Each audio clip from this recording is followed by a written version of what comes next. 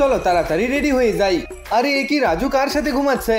তুমি কে? আর এই রুমে কি করছো? আমি তো রাজুর পুরনো গার্লফ্রেন্ড, আজই ওর কাছে এসেছি। তোমার সমস্যা নাকি? রাজু রাতে কেমন মজা পেয়েছো? আরে ভাই এ কি বলছে এসব? ইয়ার রাজুর থেকে এটা আশা করিনি। আরে পিয়া তুমিও খাও না। হ্যাঁ রাজু আমিও খেতে চাই। আরে রাজু এটা তো অনেক ভালো। প্রিয়া তুমিও খেতে চাও নাকি? তোমাকে বলতে হবে না, আমি নিজে খেয়ে নেব।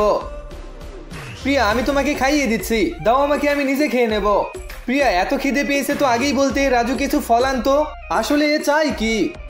রাজু তুমি তো চুল একদম শুকিয়ে দিয়েছো। চক্কর বাবু ভাইয়া, औरत का चक्कर। রাজু তুমি আমার হেয়ার ড্রায়ার দেখেছো?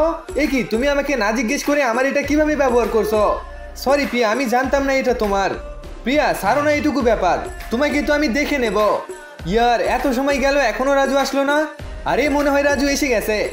দাঁড়া টিনা, আমি দরজা খুলবো। আরে কে তুমি? আমার হাত ছাড়ো। এত সহজে যেতে দেব না। এত সাহস তাহলে মাস্ক পরেছো কেন? তাহলে খুলে ফেললাম কি করবি? এখন কি করি? তুই কিছুই করতে পারবি না আমার, তোকে আমি ফোন দিয়ে দে বলছি। এখন তুই চুপচাপ ওইটা কর যেটা আমি বলবো। জানি না এ কি করবে আমার সঙ্গে। আজ তো তুই গেছিস। প্রিয়া আমি ওকে এক্ষুনি দেখছি। তুই আমার ফ্রেন্ডের ক্ষতি করতে চাস? আমার সঙ্গে লাগতে এসেছে, এই নে।